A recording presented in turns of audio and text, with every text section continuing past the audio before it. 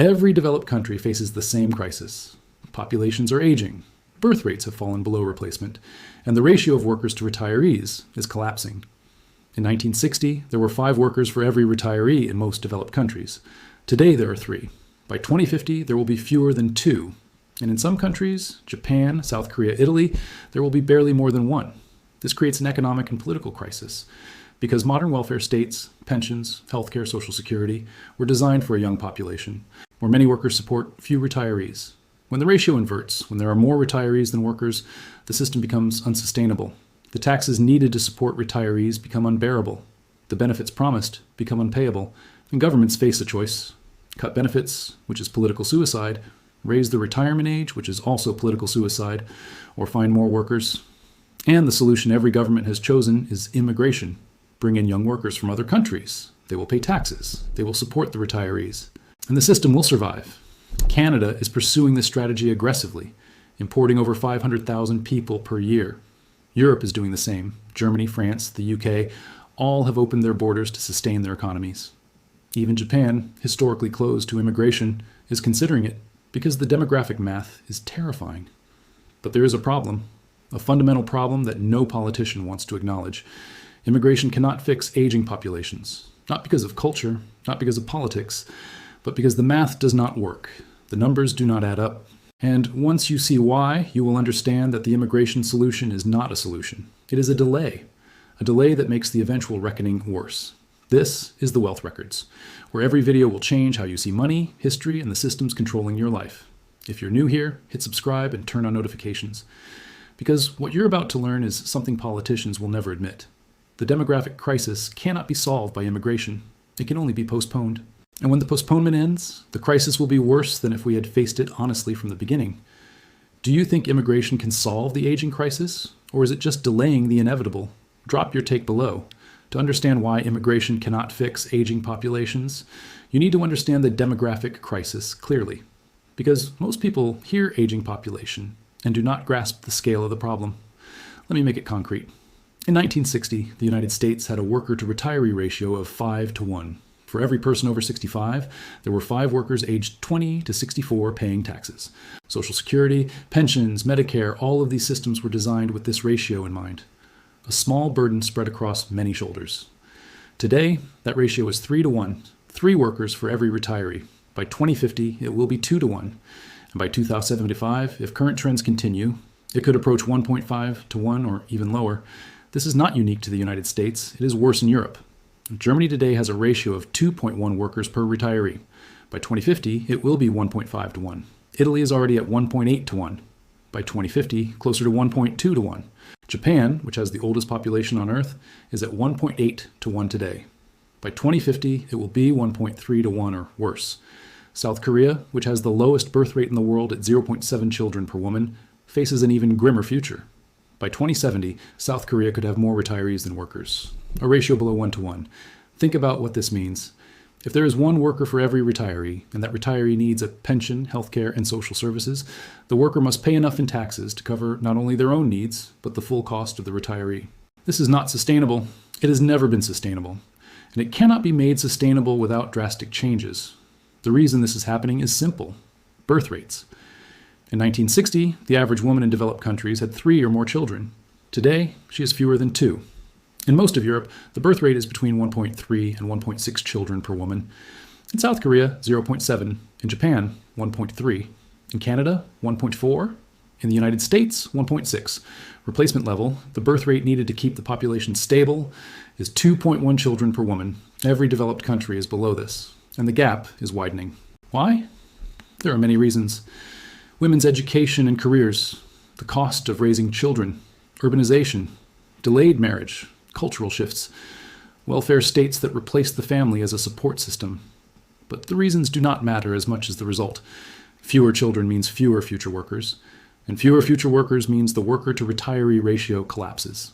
Compounding this is longer life expectancy. In 1960, the average person in a developed country lived to around 70. Today, it is 80 or higher. People are living longer, which is wonderful. But it also means they spend more years in retirement, more years receiving pensions, more years consuming health care. A person who retires at 65 and lives to 85 receives 20 years of benefits. If they live to 90, 25 years. The cost per retiree has increased dramatically, and it will keep increasing. Put these two trends together. Fewer workers, more retirees living longer, and you get a crisis that every government is desperately trying to solve, and the solution they have chosen is immigration. The logic seems sound. If we do not have enough workers, import them, bring in young people from countries with high birth rates. They will work, they will pay taxes, and the system will survive. Canada has embraced this logic most aggressively. The government has announced plans to bring in 500,000 immigrants per year. The goal is to grow the population and sustain the economy. Without this immigration, Canada's population would shrink. The birth rate is too low, so immigration is not optional. It is, according to the government, essential. Germany pursued a similar strategy. In 2015, Angela Merkel opened Germany's borders. Over 1 million migrants entered, mostly from Syria, Afghanistan, and other Middle Eastern and African countries. The stated reason was humanitarian, but the economic logic was also clear. Germany's birth rate is 1.5. Its population is aging rapidly. It needs workers. And immigration was seen as the solution. France, the UK, Sweden, and other European countries have followed similar paths. They have accepted large numbers of immigrants, often from Africa and the Middle East, with the hope that these immigrants will fill labor shortages and sustain the welfare state. Even Japan, a country historically resistant to immigration, is reconsidering. Japan's population is shrinking, its workforce is shrinking, and its government is facing pressure to open the doors to foreign workers, because without them, the economy will contract and the pension system will collapse. On the surface, this seems to make sense, but there is a problem, a mathematical problem. Immigration does not solve the aging crisis. It delays it, and when the delay ends, the crisis is worse. Here is why. Immigrants age. This is the fundamental problem that politicians and economists ignore. When you bring in a 25-year-old immigrant, they are a worker. They pay taxes. They contribute to the economy. But in 40 years, that 25-year-old will be 65, and they will retire, and they will need a pension and health care and social services.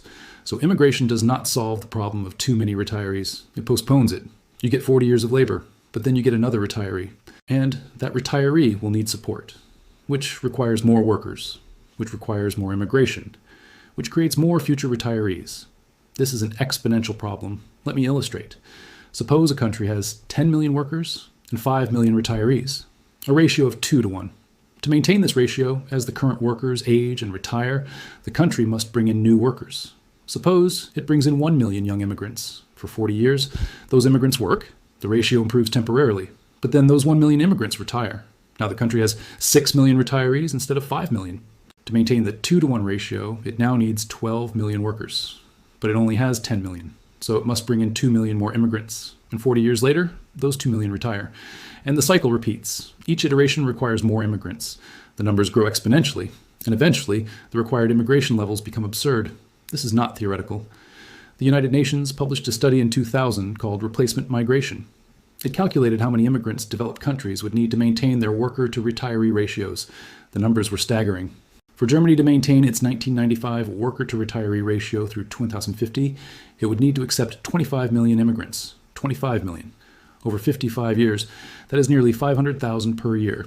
For a country of 80 million. For Japan, the numbers were even more absurd. To maintain its worker-to-retiree ratio, Japan would need to accept over 600 million immigrants by 2100. 600 million. Japan's current population is 125 million. The study was not advocating for this. It was showing that it is impossible. You cannot solve a demographic crisis with immigration, because the scale required is beyond what any society can absorb, politically, economically, socially. And yet, governments continue to try, because the alternative, admitting that benefits must be cut and retirement ages must rise, is politically unacceptable. So they pursue immigration, knowing, or perhaps not knowing, that it does not work, that it only buys time, and that when the time runs out, the problem will be worse. There is another problem. Not all immigrants contribute equally. For immigration to solve the fiscal problem, immigrants must pay more in taxes than they consume in services. This requires that they be high-skilled, high-earning workers. But most immigrants to developed countries are not high-skilled.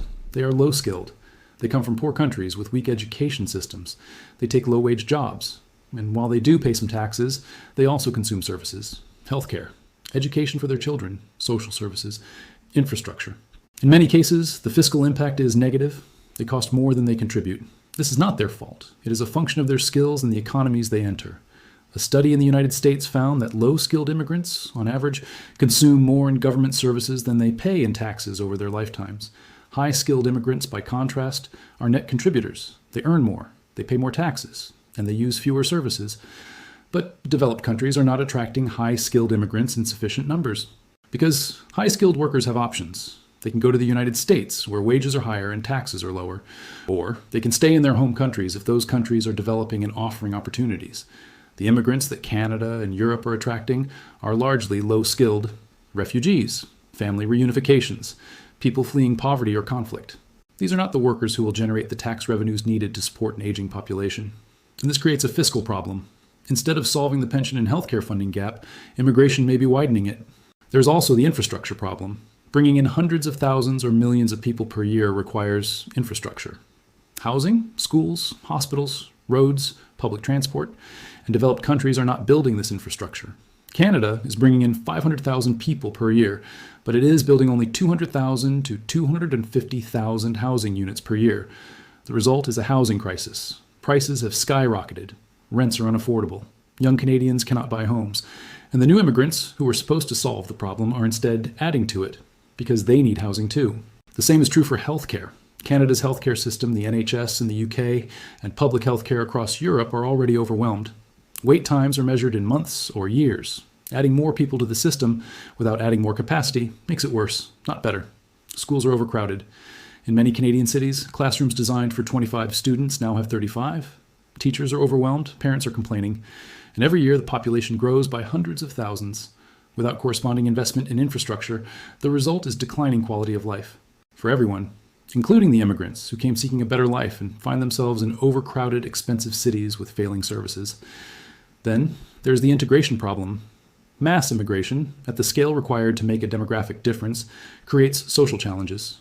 When immigration is slow and manageable, immigrants integrate. They learn the language, they adopt the culture, they become part of the society. But when immigration is rapid and large scale, integration becomes difficult. Ethnic enclaves form. Parallel societies emerge. Languages are not learned. And social cohesion frays. This has happened in Europe.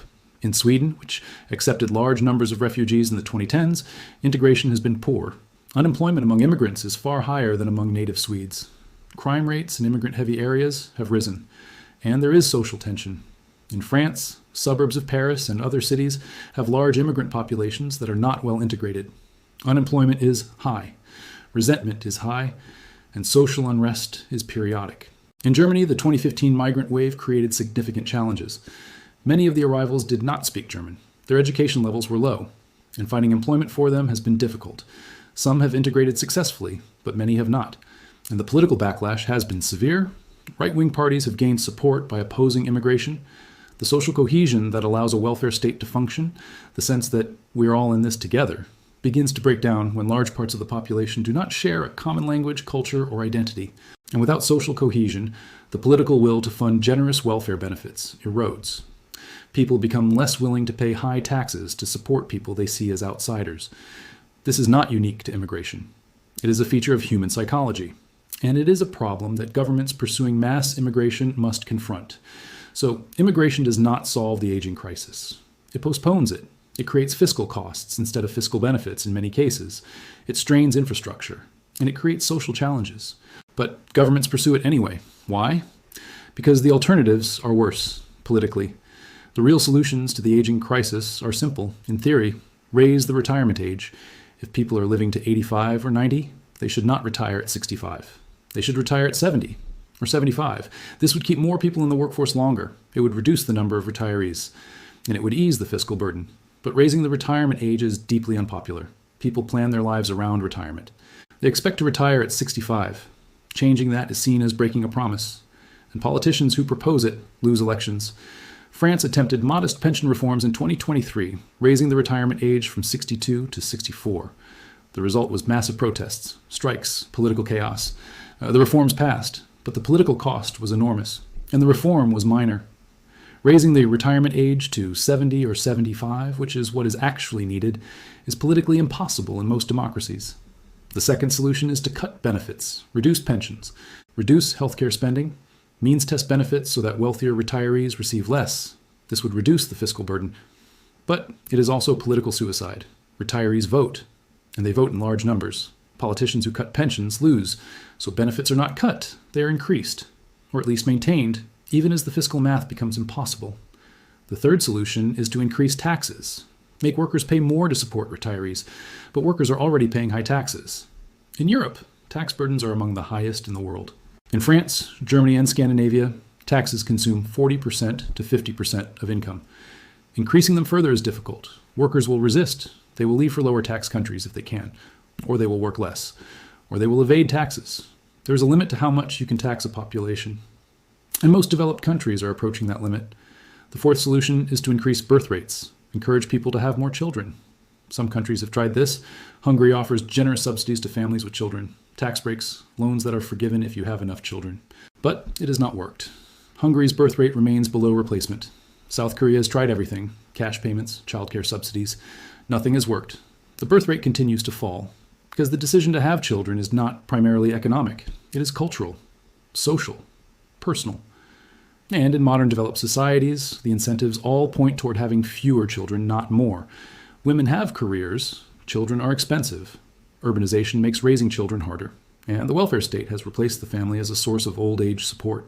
In the past, people had many children because children were their retirement plan. Children would care for them in old age, but in a welfare state, the government provides that care. So the economic incentive to have children disappears, and birth rates fall. Reversing this is nearly impossible. No country has done it. So immigration is the only politically feasible option. It allows politicians to avoid making the hard decisions, avoid cutting benefits, avoid raising retirement ages, avoid raising taxes. Just bring in more workers and hope the problem goes away.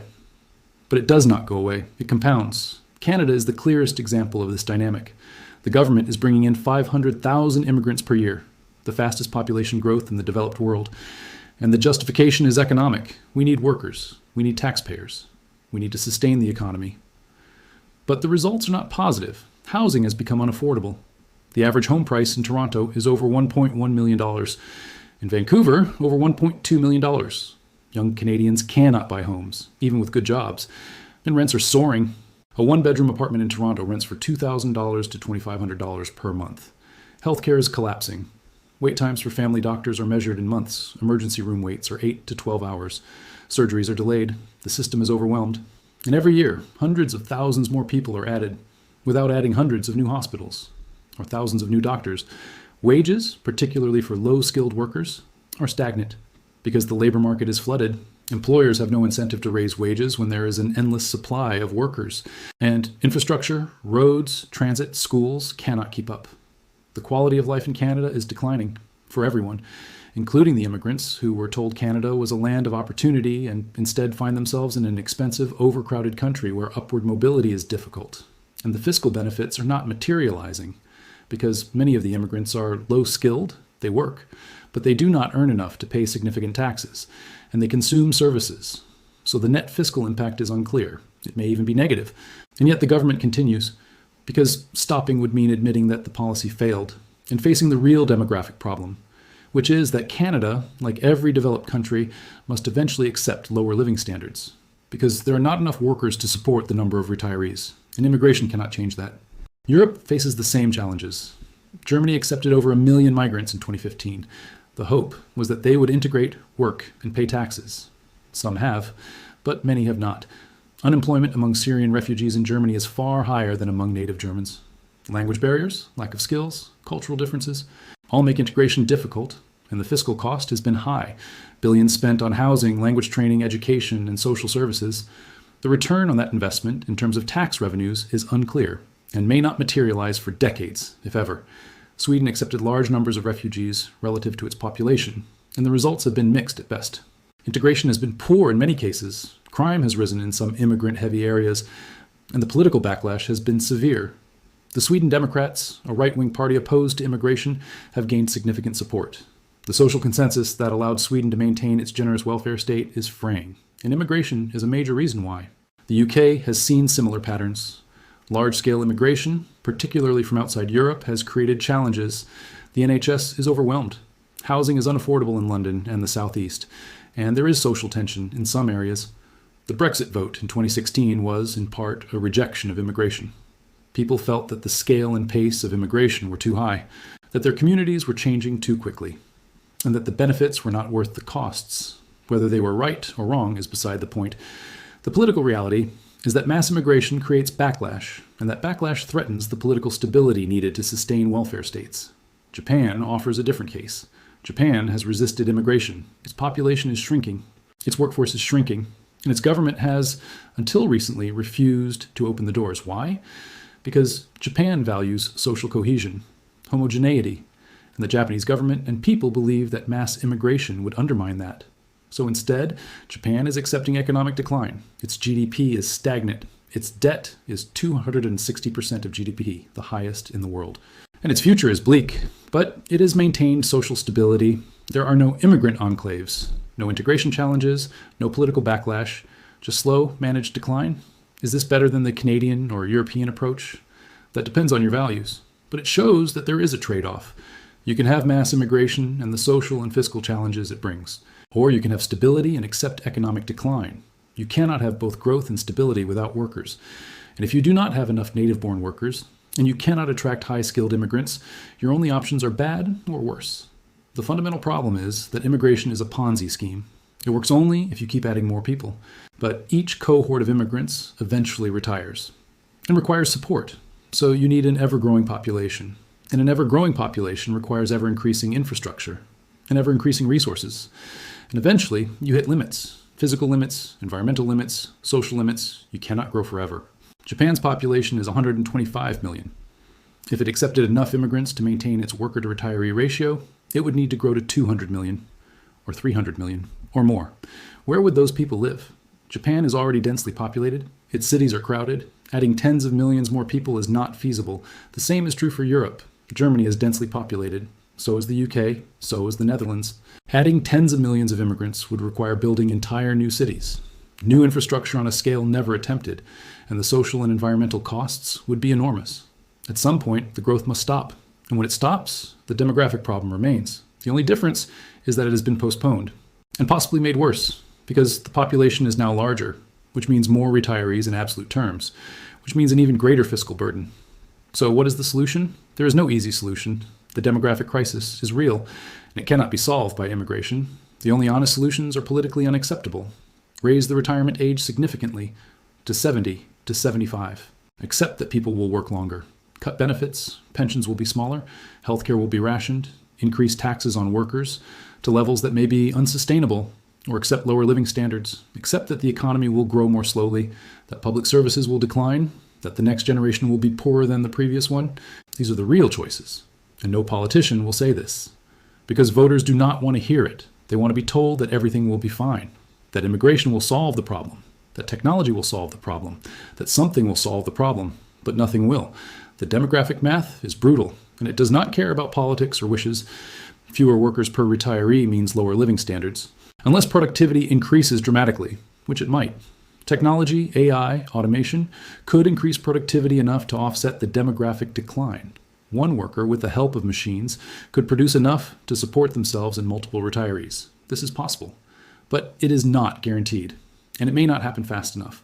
So the most likely outcome is this. Developed countries will continue to pursue mass immigration. It will buy them 10 to 20 years, during which living standards will decline due to infrastructure strain, housing shortages, and social tension.